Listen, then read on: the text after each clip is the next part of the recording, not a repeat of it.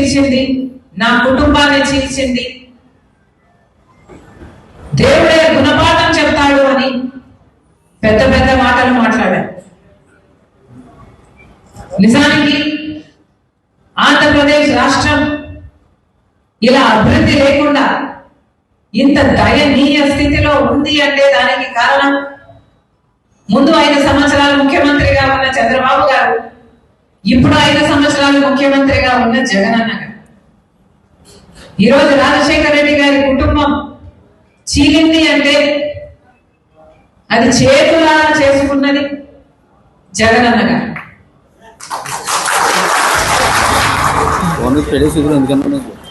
దీనికి సాక్ష్యం దీనికి సాక్ష్యం నా తల్లి విజయమ్మ, రాజశేఖర రెడ్డి గారి భార్య. దీనికి సాక్ష్యం నా యావత్ కుటుంబం.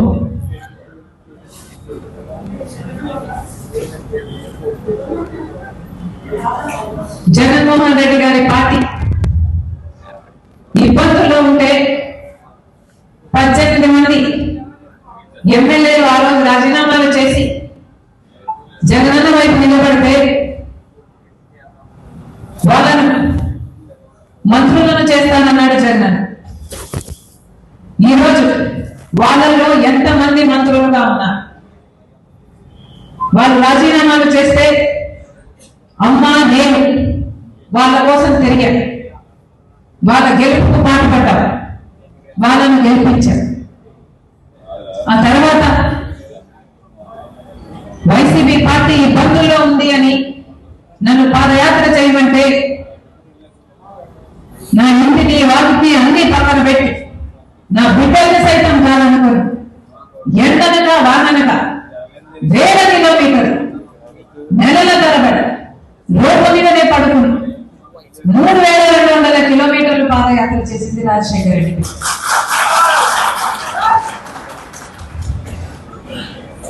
ఆ తర్వాత సమైక్య ఆంధ్ర కోసం యాత్ర చేయమని అడిగితే మన ప్రజల బాధ కోసం కదా అని ఆ యాత్ర కూడా చేశారు. తెలంగాణలో ఓదార్పు యాత్ర, రాజశేఖర రెడ్డి గారు చనిపోయిన కుటుంబాలను పరామర్శించడం, అది కూడా చేశారు. ఎప్పుడు అవసరం వస్తే అప్పుడు వారికి అండగా నిలబడ్డారు.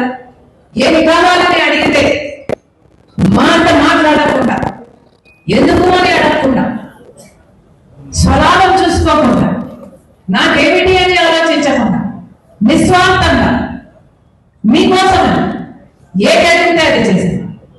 ఆఖరికి మొన్న ఎన్నికలు బాయ్ బాయ్ బాబు అనే క్యాంపెయిన్, అసలు అది దేశంలోనే మోస్ట్ సక్సెస్ఫుల్ క్యాంపెయిన్ ఆ ఎలక్షన్.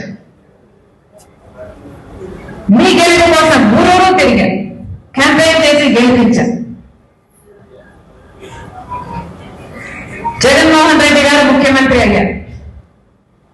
ముఖ్యమంత్రి అయిన రోజు నుంచి జగన్మోహన్ రెడ్డి గారు వేరే మనిషే మారిపోయారు. అయినా సరే నాకు వ్యక్తిగతంగా అన్యాయం చేసినా కూడా పర్వాలేదు, తాను మంచి ముఖ్యమంత్రి అయితే చాలు, రాజశేఖర రెడ్డి గారి పేరు నిలబెడితే చాలు, రాజశేఖర రెడ్డి గారి ఆశయాలను నిలబెడితే చాలు, ఆయన జోలికి వెళ్ళకూడదు అని, ఆయన నిజంగానే ప్రజలకు మేలు చేస్తాడు అని ఆశించాం. కానీ ఇప్పటికీ దాదాపు 5 సంవత్సరాలు చూశాం. ఈ 5 సంవత్సరాలలో జగన్మోహన్ రెడ్డి గారు, ఆయన పార్టీ, గెలిచిన ఎమ్మెల్యే, గెలిచిన ఎంపీలు మొత్తం అందరూ బీజేపీకి పార్టీకి బానిసలుగా మారారు. బీజేపీ పార్టీకి ఒక్క ఎమ్మెల్యే గెలవలేదు, ఒక్క ఎంపీ కూడా గెలవలేదు. అయినా కూడా ఈరోజు రాజ్యం ఏలుతున్నది మన రాష్ట్రంలో ఏ పార్టీ అని చూస్తే అది బీజేపీ పార్టీ. కారణం జగన్మోహన్ రెడ్డి గారు మొత్తం తన పార్టీనే కాదు రాష్ట్రాన్ని కూడా బీజేపీ పార్టీకి బానిసలుగా చేశారు. కాంగ్రెస్ పార్టీ 5 సంవత్సరాలు స్పెషల్ స్టేటస్ అంటే చంద్రబాబు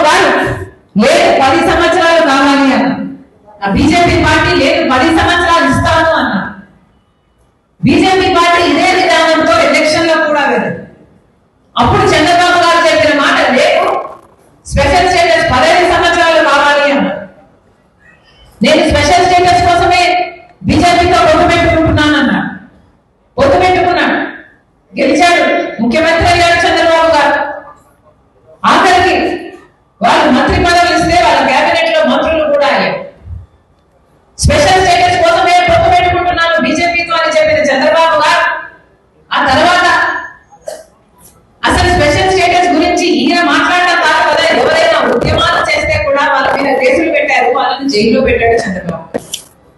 ఆ సమయంలో జగనన్న గారు ప్రతిపక్ష నాయకుడిగా ఉన్నాడు.